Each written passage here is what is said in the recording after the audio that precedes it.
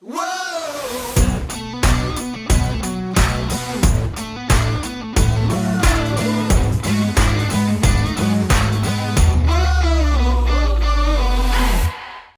to the What's Up Verdict podcast, where we fashion ourselves cinematic judge and jury. My name is JJ Crowder. I'm here with my co-hosts Mattson. Better read than dead. And Alec Burgess. Let's get it. We appreciate you tuning in. Go ahead, hit that follow, subscribe, like, bell notification buttons. Hit them all to help you keep up with our new episodes and what's coming out and get alerts and all that fun stuff. We also appreciate your help growing the podcast. So go ahead, tell a friend, family member about us. Tell a bunch of miserable townspeople about us. Maybe we'll brighten their day. You never know. We'll see how it goes. But definitely tell an old man that makes toys in the middle of nowhere. I'm definitely don't tell any old men who make toys about me ever. Alec, those are your people. No, I'm just kidding. Yeah, we're in the final week of December. And it's time for hopefully what we all consider a pretty good movie. And finally, this week, we're reviewing Klaus. It was released November 15th, 2019. It was written by Sergio Pablos, Jim Mahoney, and Zach Lewis. It was directed by Sergio Pablos and Carlos Martinez Lopez. It stars Jason Schwartzman, J.K. Simmons, Rashida Jones, Will Sasso, Nita Marguerite Leyba, Sergio Pablos, Norm Macdonald, Joan Cusack, and Jaden Betancourt. It is about a simple act of kindness that always sparks another, even in a frozen, faraway place. When Smearensburg new postman Jesper befriends toymaker Klaus, their gifts melt an age-old feud and deliver a sleigh full of holiday traditions. Now that's a synopsis right there, gentlemen. Alec, this was your pick, buddy. Yeah, you're welcome. Yeah, way to save the month. Yeah, don't say that because you picked trash before just to spite us. So, okay. Thanks for balancing it out, Mr. You picked trash too. I know. I don't have problems with don't be saying you're welcome. When yes, you're welcome, Mattson, because you like this movie. You're the person that puts out bear traps to trap them and then also puts like a jar of honey after they get trapped. And you're like, yeah, yes, you're welcome. I'm a Sour Patch Kid. First I'm sour, then I'm sweet. Yeah. You're proving my point. I'm gonna go ahead and say thank you to the You're Welcome because I finally watched a movie for Christmas that didn't blow. So thank you. I'm not here to thank Alec. He's out here to make my life miserable. But I'll stop. I'll give him his airtime. We'll let him talk. Yeah. Tell us why you picked this. So I stumbled on it a few years ago and loved it. And I think we talked one of the previous years we've done Christmas movies about the fact that the best ones seem to be a story that can exist outside of Christmas, but Christmas is the backdrop for it, which this is. This is a great story that doesn't necessarily need to take place at Christmas, but they use it as a backdrop. And it comes out, I don't know who allowed this to go through at Netflix because everything else they put out is dog shit. And then this is the one that got through. And it's phenomenal. And I've watched this outside of Christmas season because I like it so much. It's got a banger song, good story, and a great sense of humor throughout the entire thing. J.K. Simmons, dude. As always. As always. It's phenomenal. So, yeah, I stumbled upon it just on the Netflix binge and liked it enough to keep it around. Nice. I had seen this movie. I was going to put this on the list too, but you beat me to it. Like I said, Netflix Christmas movies is like the staple around here. And ironically enough, this is one that Casey turned on back, I think, probably 2019, Christmas time. And then she fell asleep. So I stayed up and watched it. She never actually finished watching it. And I've told her a few times, you should watch it. And then I was watching movies. I invited her to watch the other day when I was watching these Polar Express. She got pissed. This movie sucks. And then because I back-to-backed Polar Express and Klaus, like she was like, no, I don't trust your ass anymore. And so she didn't watch it yet again. So I had to remind her again when I was done. I was like, you really should watch Klaus. It's really, really good. Like, I like it. I think, and I've bitched about animation before, but I like the quirky animation that this has because of the nature of the story. And you're going to this like really weird place of Smearensburg, and like, it's just, I like it. I enjoy the animation. I enjoy the voice acting. It's funny. There's a lot of comedic relief in there, but it still tells the story. And I really love like all the little hints at how he's like trying to get these letters sent, and he's using the Santa Claus like tropes to make it happen, like, and leans into like all the story of Santa Claus came about through this whole situation. Like, I think it's cute, it's funny, and I enjoyed it. It made me happy. Like, that's the kind of, this is a Christmas movie that I'm like, see, it gets it, right? Like, it's not, there's a little love story in there. There's like kids all over the place, but there's really, it's just about Christmas and the idea of like what it's truly about. And like that, I liked it. I really like this movie. What about you, Mattson? First time? Sucked. No, I wish I could. No, I don't even wish. This movie was awesome. So much to say about this movie. I think the biggest compliment is, and maybe I said this on the Patreon, but they took, they had the ability to tell what would a story about Santa Claus look like in real life, in like just a realistic manner, and have like a step-by-step progression, minus the insane like sledding scene where they're like launching themselves above the little town. But you got to throw that in there for the kids. But it's just fun to see how that could play out. And then this is a movie where many of the other movies we reviewed this month actually had character progression and endeared you to the main characters and what was happening and gave you something to feel. And I really love that. And it's just whimsical. It's fun and it's emotional. And then that song, as Alec talked about, I mean, damn, I added that to my Spotify and I was like, oh, this is a great, I've listened to it like 10 times after I watched the movie. Yeah, it's just really good. Just fun and just, I liked every step of it. I was really happy to have seen this. This movie will be something I watch every Christmas. This is your first time watching it, right? Yeah, I'd never seen it before. I don't even remember hearing about it before, but I think I told Tay she'd seen it. I was like, man, where was this movie? Why didn't I know about this? Why didn't I watch this? And as we were actually talking about our Patreon, for those of you that aren't members, go join it. We talk about some other things. There's just, I think this movie is also a byproduct of, as Alec was talking about, there's so much that gets released. It's just hard to know. Like, I mean, how, I love to see some stat. Maybe ChatGPT could tell us like how many just movies or TV shows in general release yearly. But then you take it to the Christmas time. There's so many that are pumped out from all the streaming services, Hallmark, etc. This movie, I think, was just a Netflix only release. It wasn't in theaters, right? It was in limited theaters, but not world. Yeah, not limited theaters, which usually tells you don't go see it because it's not going to be very. I mean, at least that's how I was bred. And I wish I would have known about this, but it's just so hard to take a chance on things because you get burned time and time and time and time again, and then you find something like this. But I'm just really happy to have come across it, and there's going to be other movies, obscure ones like this that are out there. They're just hard to find, but I'm really glad I found this one. Yep. I think one of the things that I like the most about it is like that running, besides the little hints at how Santa Claus, like I do love the part where he's in that kid's face. Like he's got a list, the naughty list. Oh, like, the mic drop moment. That was awesome. Yeah, I love that. But I think like the statement that's there, like, you know, the act of kindness breeds another kind of thing. Like that to me,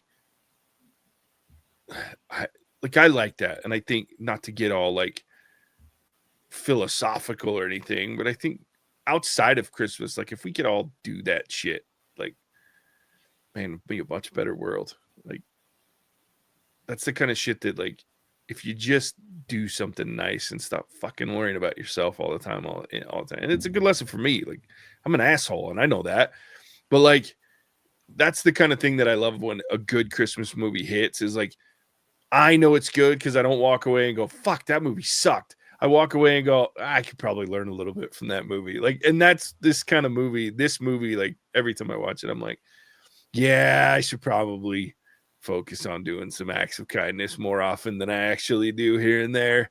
Because it's not untrue. Like, it's, someone does something nice for you and you want to do something nice for someone else. Maybe not Alec, but the rest of us kind of feel that way. I was gonna say, no, I like being a dick too much. I'm not changing.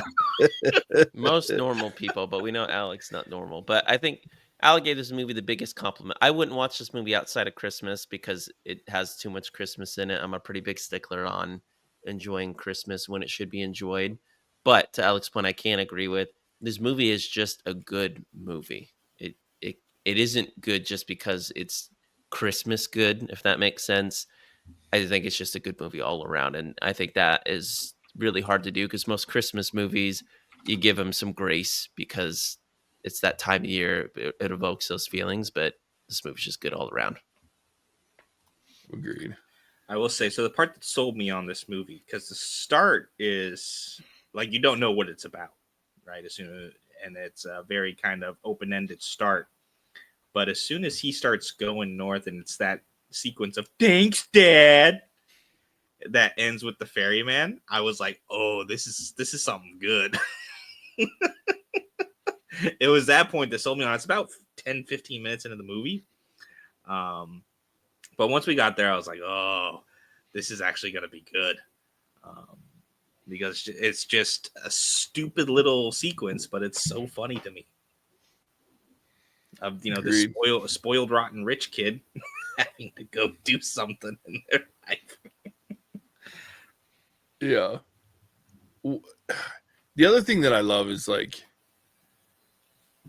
the funny, like the assholes, like the Klan people, like Miss Crumb, dude. Joan Cusack kills it. Like, and like the quotes, and I cannot remember.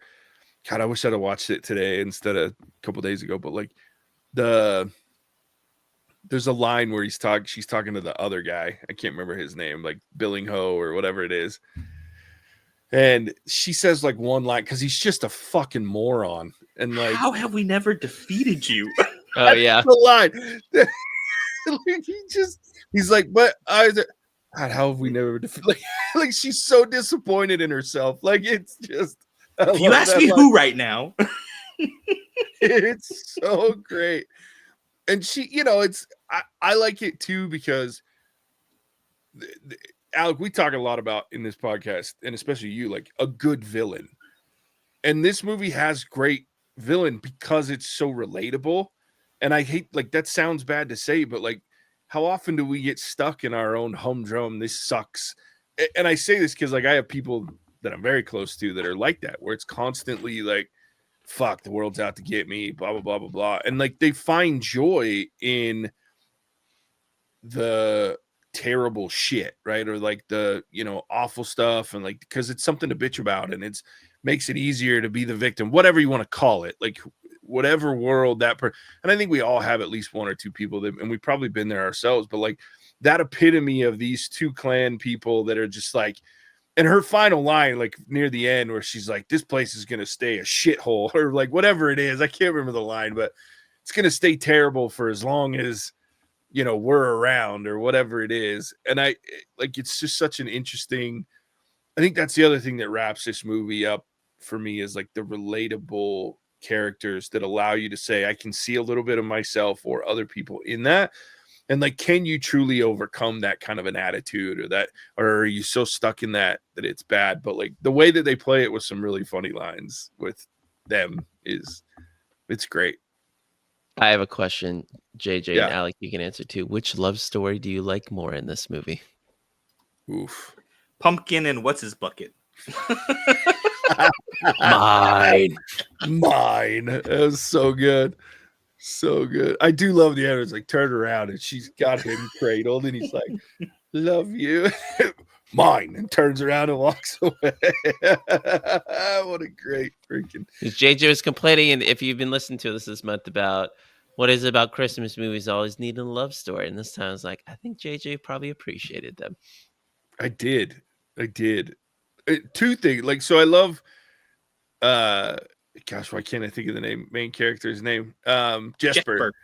I love Jesper's love story with the teacher. Like, especially, I think one of my favorite parts of the movie is like when he walks into the school and she's like spent her savings to spruce it up, and he's like, "The fuck," like, like that part's really good. And then it's it turns around and he's just because she's such a dick and all she wants to do is get out, and like they have that in common of I want to get out, and then as he's trying to get out, they work their way into creating happiness in the town and improving things. And so I like that because they fall in love, not because the love story is not forced.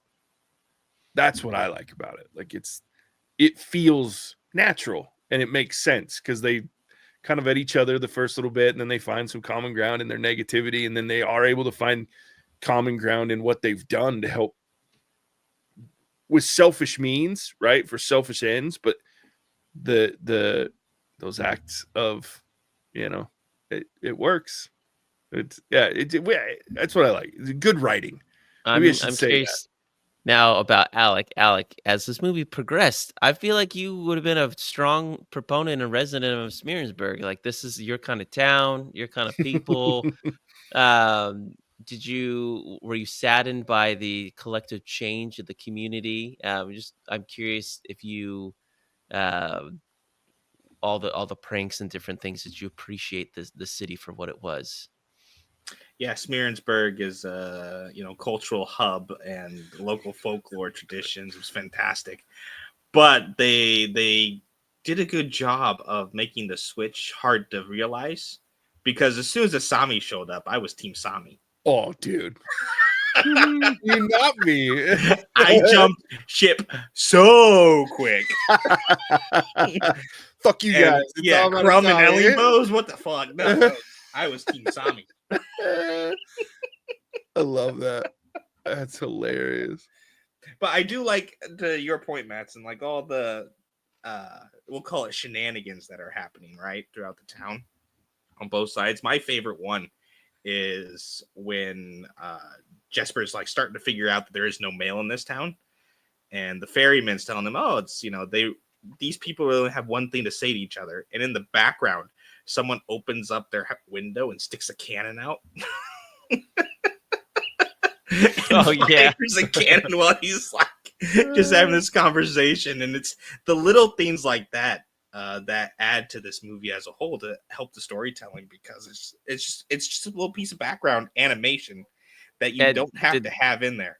Did they consult with you, Alec? I feel like you'd have been like, what are the 10? We need 10 things where this town just like goes off on each other. And Alec's like, I got this, I got this, I got this. You do this. He's just like, I got no shortage of things. My favorite one was the linen sheets that were just hanging up, and like the lady walks out and just dumps her stuff on it, and then later the kids take it down right before, or like when the town starts to get nice and those two ladies like spitefully one shares the cherries because the kids didn't not take them, and then one bakes a pie from the cherries, like all the things, and you just laugh because kind of how, because we've all been that where you're like, damn it, they did something nice for me, I gotta like figure out, I gotta do something, and then at some point if you keep doing it, you're probably happy about doing it, like JJ talks about.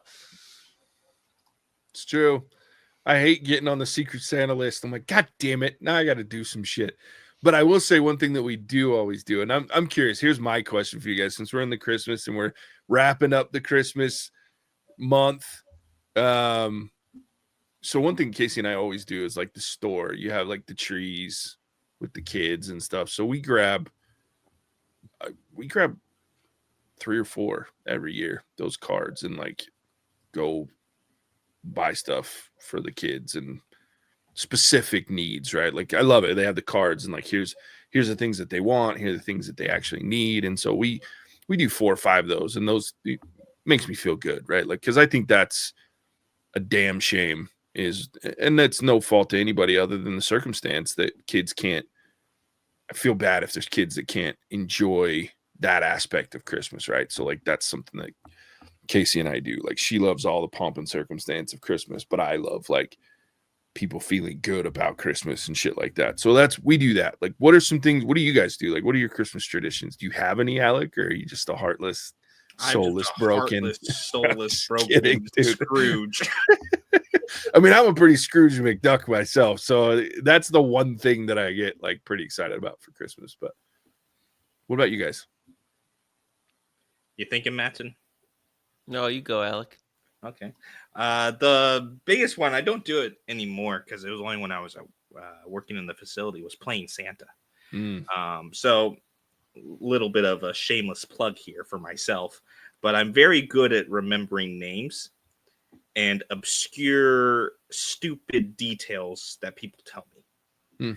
Like, there's no real marketable value for this at all. But when Christmas rolls around, like, I would, be dressed up in the Santa get up, and the kids would come in, and a lot of them were people who came in a lot. So I knew their name, and I knew this stupid fact that kids blurt out, right? Like, I have a loose tooth, right? So I got this one kid, because I'm evil too, right? So this one kid's like 10, right? So I knew his name, knew the fact that I had a loose tooth. So right there, I'm Santa Claus. There is nothing that's going to change this kid's mind. And so he was goofing off with some other kids, like on the trampolines, kind of picking on someone else. And so whenever I played Santa, I would have the staff, instead of saying stuff over the PA, just come back and tell me. And then I'd send them out as my little elves. Dude, this kid was like shaking in his boots when he heard that I wanted him to come back again. And to tell him not to beat up on kids on the trampoline.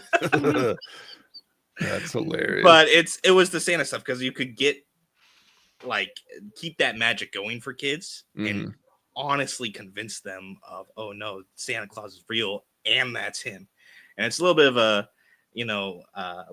a I guess, dick move to the parents, right? Because whenever you go see Santa, it's like, oh, that's one of his helpers, that's this, that's that. There's infinite reasons not to. Parents had no goddamn excuse. And so that was always fun, because you have, kids coming in, they're nervous or this or that, but they leave always thinking that I was the real Santa Claus. Yeah. And the parents would be like, this fucking guy. Yeah. 100%. Like, how am I going to ruin my kids' Christmas now? I love that. That's funny. It's a good one.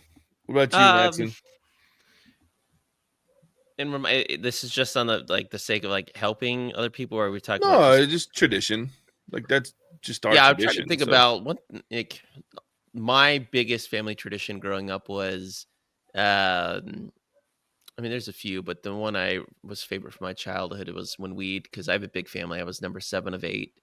So my little brother would wake up first, and he'd light his candle, and then he'd light mine, and then we'd go up through the food chain. We'd go all the way upstairs. We'd have to walk past the music room. You couldn't peek in because that's where all the Santa gifts were. That was always super hard, because that's like we had a fine Christmas, but it's not like I wasn't getting like spoiled rotten. But like the Santa gifts, that's where like the PS2 and all the cool stuff, the things you really want to, like, what did I get? So you had to not peek in there. And we got upstairs, lit my sisters, and then my parents. My dad always took forever to get ready, always, like, just milking it.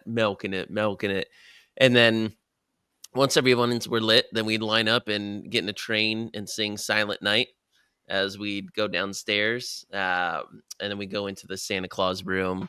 And I really like doing that, because we tried why I liked it is just it was brought our family together before we opened presents, and we made it like a family event. Because I know some families, like, people just kind of wake up and they start opening gifts, and it's fine, but I appreciated that my family, like, we tried to be together as possible.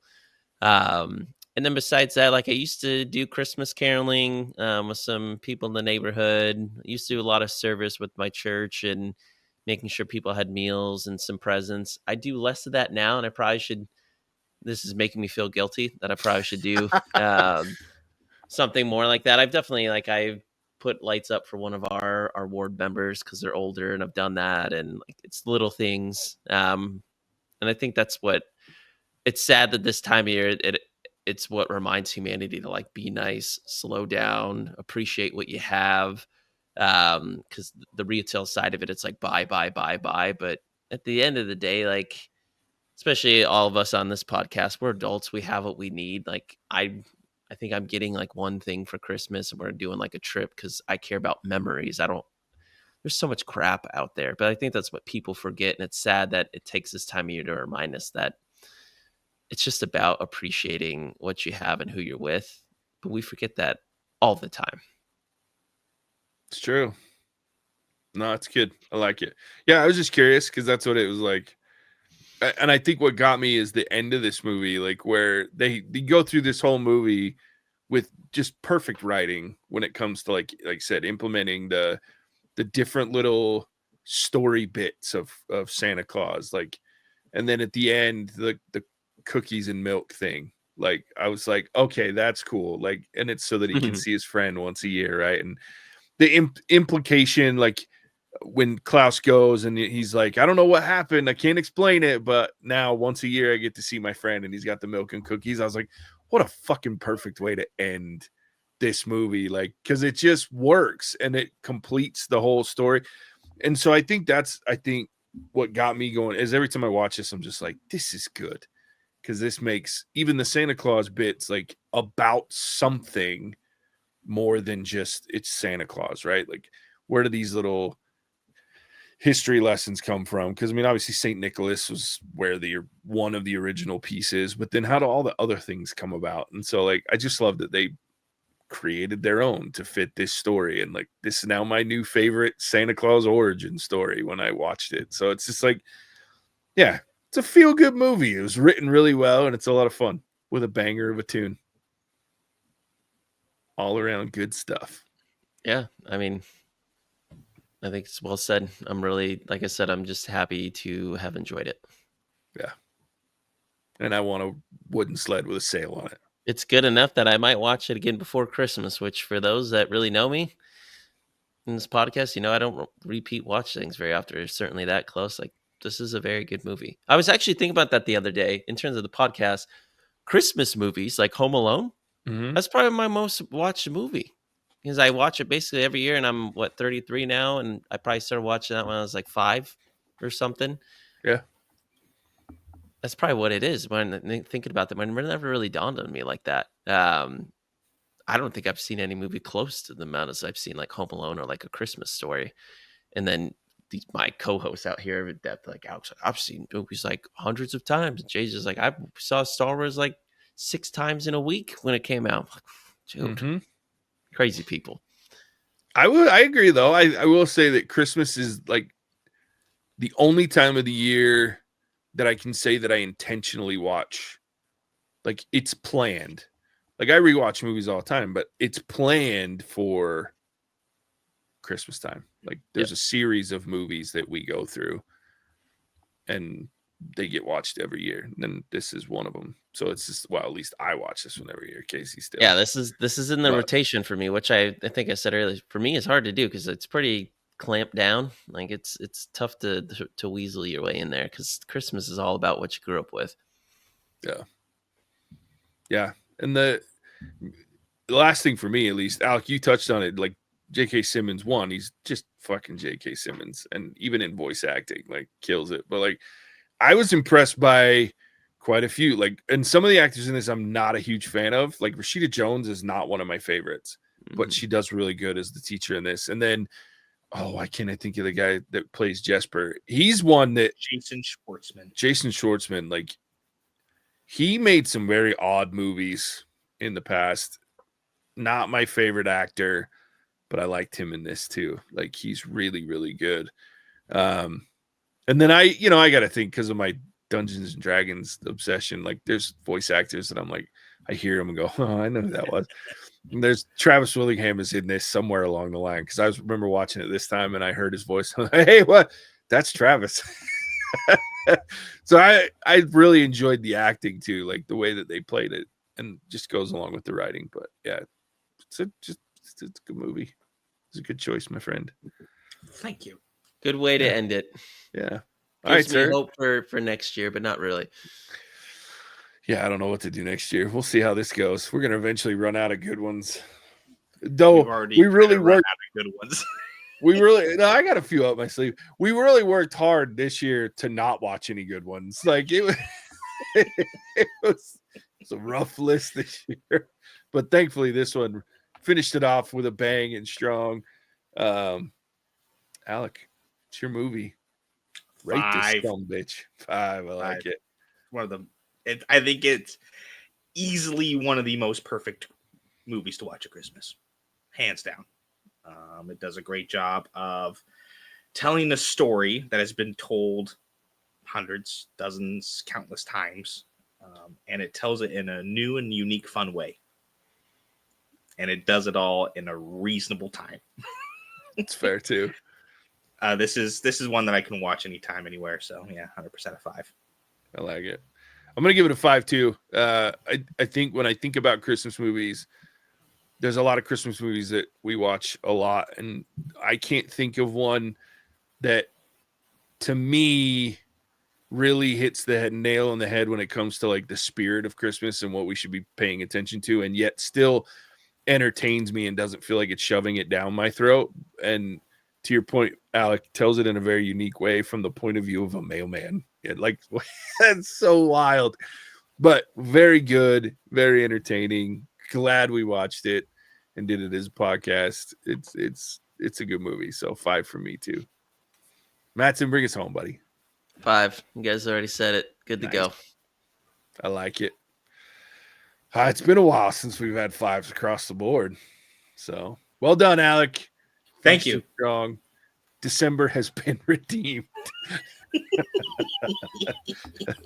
And with that, finish December strong by telling everybody where they can find us. Happy to, JJ. With December being finished, I think this means our last movie was Klaus, right? For the year. Oh, yeah. Ended all on all 5s.